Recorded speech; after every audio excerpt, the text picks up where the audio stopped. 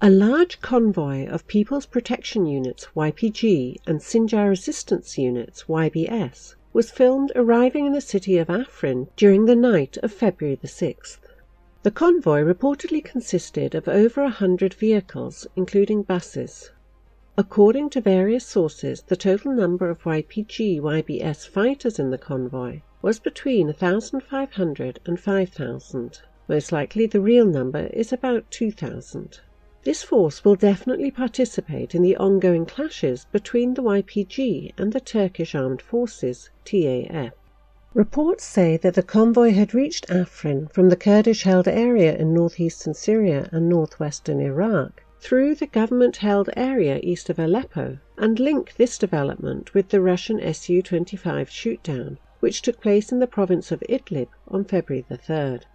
According to this version, the YPG, the YBS, and other Kurdish-dominated militias prepared these reinforcements some time ago, but were able to reach an agreement with the Syrian Arab Army, SAA, to reach Afrin only recently. The appearance and the usage of man-portable air defense systems, MANPADS, by the so-called moderate opposition, promoted and backed by the Turkish leadership, triggered the decision to allow the Kurdish reinforcements to Afrin. While Turkish media and officials continue to blame the Syrian-Iranian-Russian alliance for the ongoing operation against Hayat Tahrir al-Sham, formerly Jabhat al-Nusra, the Syrian branch of al-Qaeda, the TAF had done almost nothing to combat the terrorist group, despite the deployment of its forces near the areas it held. On the other hand, the Assad government is also interested in the weakening of the Turkish influence in northern Syria. So there is a chance that this decision was the initiative of Damascus.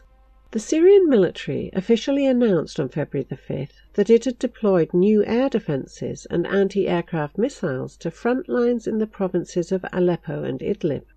At the same time, reports appeared that the Turkish Air Force was forced to limit its air campaign against the YPG in Afrin under Russian pressure. The fact is that the number of Turkish airstrikes has been close to zero over the past few days.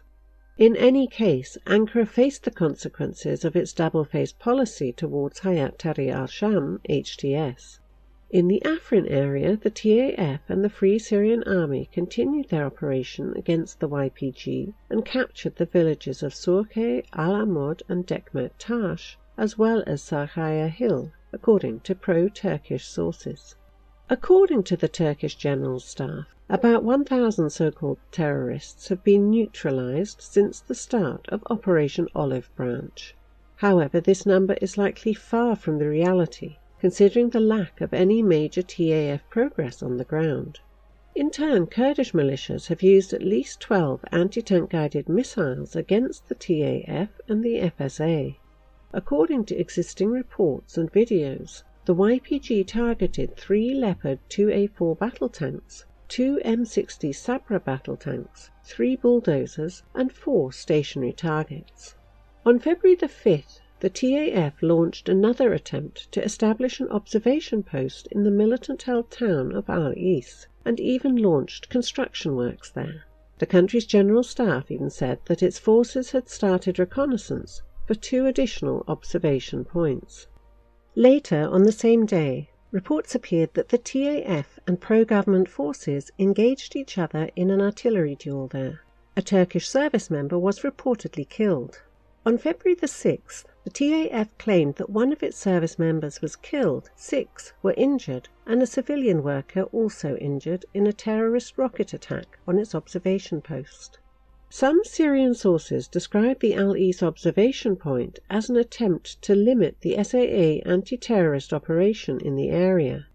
Meanwhile, HTS continued its attempts to develop momentum against the SAA in the Tel Sultan area in eastern Idlib. Fierce clashes are ongoing there.